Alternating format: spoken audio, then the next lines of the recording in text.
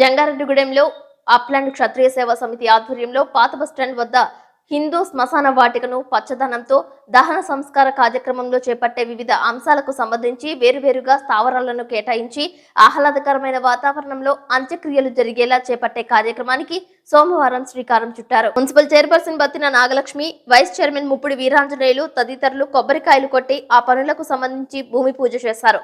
మృతదేహం దహనానికి సంబంధించి కేవలం 3,000 రూపాయల నగదుతో చేసుకునేలా నిర్ణయం తీసుకున్నట్లు తెలిపారు. దండు ధనరాజుకు వచ్చిన ఆలోచనను తమ సేవా సమితికి తెలియజేయడంతో సేవా సమితి సభ్యులు ముందుకు వచ్చారని, పూర్తి హంగులతో శ్మశాన వాటికను తీర్చిదిద్దనున్నట్లు ఇంజనీర్ రాజు తెలియజేశారు. మరోమారు గ్రామ పెద్దలతో మీటింగ్ వేసుకుని శ్మశాన వాటిక అభివృద్ధిపై దృష్టి కేంద్రీకరిస్తామని తెలిపారు. ఈ కార్యక్రమంలో senior councillor Namburi Ramachandraraju, YSR Congress party నాయకులు బత్తిన చిన్న, మున్సిపల్ కమిషనర్ నరేంద్ర కుమార్, అప్లాండ్ క్షత్రియ సేవా సమితి అధ్యక్షులు పెన్మత్స రంగరాజు, ఆర్థిక కార్యదర్శి గొట్టుముక్కల భాస్కర్ రాజు పాల్గొన్నారు. శ్మశాన వాటిక నిర్వహణ బాధ్యతను మంత్రి రామచంద్రరాజు, దండు ధనరాజులకు అప్పగించినట్లు తెలిపారు. శ్మశాన వాటిక అభివృద్ధి చేయడానికి ముందుకొచ్చిన అప్లాండ్ క్షత్రియ సేవా సమితి సేవలను మున్సిపల్ చైర్పర్సన్ బత్తిన నాగలక్ష్మి హర్షం వ్యక్తం చేశారు. ప్రజలందరికీ నమస్కారం.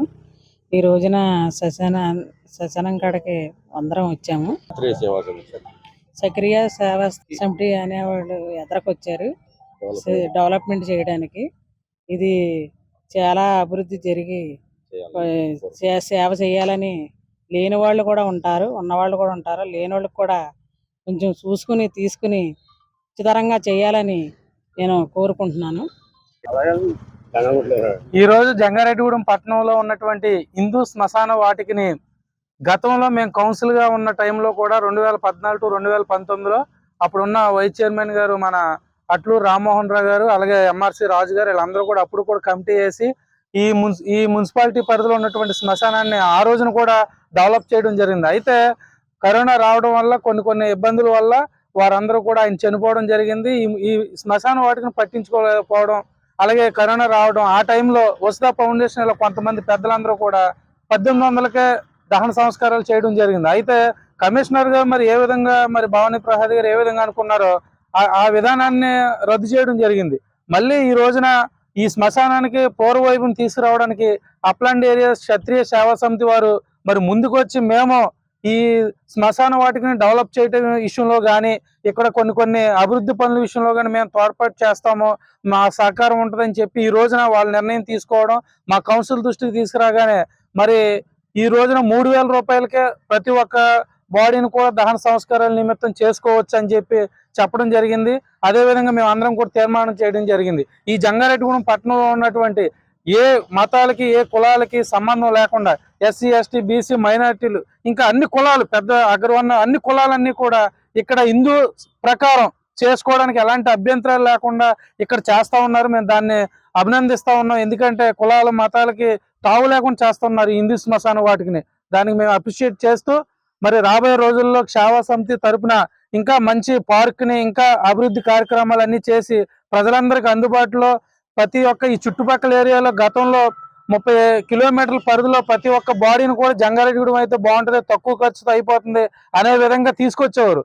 అదేవిధంగా ఇప్పుడు ఈ సేవా సమితి క్షత్రియ సేవా సమితి వారు చేస్తున్న ఈ కార్యక్రమానికి కూడా ఈ చుట్టుపక్కల గ్రామాలన్నీ కూడా ఎక్కడికో వచ్చి ఈ శ్మశాన వాటికి ఇంకా ఎంతో అభివృద్ధి చెందిందని వీరి ద్వారా మేము తెలియజేసుకుంటూ మున్సిపాలిటీ తరఫున కూడా ప్రత్యేకమైన ధన్యవాదాలు క్షత్రియ సేవా సమితికి తెలియజేస్తా ఉన్నాం.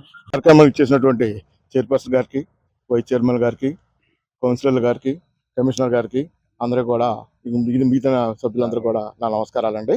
ఇది అప్లాండ్ క్షత్రియ సేవా సమితి స్థాపించి సుమారుగా 30 సంవత్సరాలు అవుతుంది. అంతా సేవా కార్యక్రమాలు చేస్తాము. ప్రతి నెలా కూడా సమావేశాలు జరుగుతాయి. ఆ సమావేశాల్లో ధనరాజు గారు అని చెప్పేసి ఆయన అన్ని బాగానే ఉన్నాయి, శ్మశానం ఇబ్బందిగా ఉంది, అటువంటి బాగు చేద్దాం మన క్షత్రియ సేవా సమితి అని అంటాం. వెంటనే అధ్యక్ష కార్యదర్శి నంబూరి రామచంద్రరాజు గారు, పెనుమత్స రంగరాజు గారు, మిగతా సభ్యులందరూ కూడా ఏకగ్రంగా ఆమోదించడం.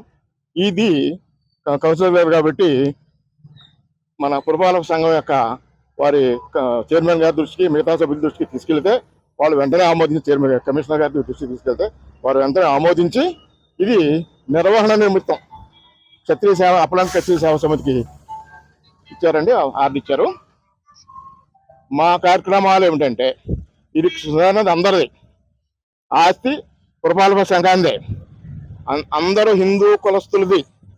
ఇది కేవలం ఒకరిది కాదు, కేవలం మేము మా క్షత్రియ సేవా సమితి యొక్క నిధులతో ఇది పూర్తిగా చక్కగా అందరికీ సౌలభ్యంగా ఉండేలాగా శుభ్రపరిచి కావాల్సిన వసతులన్నీ కల్పించి చేద్దామనే ఉద్దేశంతో మేము చేసామండి. ఈ కౌన్సిల్ వారు వెంటనే ఆమోదించినందుకు వారి కృతజ్ఞతలు. ఈ రోజున వచ్చి ప్రారంభించినది కూడా వారికి మళ్ళీ కృతజ్ఞతలు అండి. మేము చేయబోయే కార్యక్రమం ఏంటంటే ఈ రోజు నుంచి మొదలు పెడుతున్నామండి. మొత్తం ఉన్నటువంటి చెత్త మొత్తం శుభ్రపరుస్తున్నాము. గోడలు ఏమైనా కడతామండి, రంగులు వేస్తాము. అన్ని వసతులు కూడా వచ్చిన వాళ్ళకి స్నానం చేయడానికి సరైన సదుపాయం లేదు. అది ఇక లాకర్లు లేవు, ఆ లాకర్లు ఇవ్వడం కానీ ఇక పిండ ప్రదానం చేసుకోవడానికి పరిశుభ్రమైన ప్రదేశం వేరువేరుగా లోపల ఉన్నటువంటి స్థలం చాలా ఉంది. దాని శుభ్రంగా కూడా లోపలికి వచ్చిన తర్వాత ఇది శ్మశానమా లేక పార్కా అనిపించే విధంగా చేసేటువంటి కృత నిశ్చయంతో ఉన్నామండి. మేము దీని మీద ఉంటాము, చేస్తాము. నిధులు కేవలం మేము అనుకున్నది ఏంటంటే క్షత్రియ సేవా సమితి నిధులతో చేద్దాం అనుకున్నాము. అయితే గతంలో చూస్తే అల్లూరు సీతారామరాజు మున్సిపల్ పార్క్ అండి, అది మా నిధులతో బాగు చేసాము. అక్కడే స్పోర్ట్స్ కానీ జిమ్స్ అని అన్ని కూడా మా నిధులతో చేసాము. కొన్ని కామెంట్స్ వచ్చినప్పుడు కొంతమంది పెద్దలు ఏమంటే మీరైనా చేయటం మీరే పెట్టుకోవడం ఏంటి అని కొంతమంది అన్నారు. కాబట్టి అది దృష్టిలో పెట్టుకుని మేము సిద్ధమయ్యాం కానండి. మళ్ళీ ఒక సమావేశం ఏర్పరిచి పట్టణ పుర ప్రముఖులందరితో కూడా ఇంకొక అన్ని కులస్తులు ఒక సమావేశం ఏర్పరిచి వారి యొక్క సలహాలు కూడా తీసుకుని ఎవరన్నా స్వచ్ఛందంగా ముందుకు వస్తే కనుక వారితో కూడా ఆ వారిని కూడా తీసుకుని ఈ అభివృద్ధికి ఖర్చు పెడతామని చెబుతున్నాము. మా ఉద్దేశం ఏంటంటే ఎంత కార్యక్రమం చేసినా పారదర్శకంగా ఉండాలి కాబట్టి వచ్చిన ప్రతి రూపాయికి ఖర్చుకి నెలకు ఒకసారి స్టేట్మెంట్ ఆడిట్ చేయించి ఆ స్టేట్మెంట్ మున్సిపాలిటీ వారికి మేము అప్పచెబుతామని చెప్పి, అంటే నిజాయితీగా చేయడం వేరు, నిజాయితీగా ఉన్నామని నిరూపించుకోవడం వేరు. మొదటి దానికంటే రెండోది కష్టం. అందుకని పారదర్శకంగా చేద్దామని చెప్పి మా ఉద్దేశం చెప్పామండి. ఇది త్వరలోనే ఇవాళ ప్రారంభం.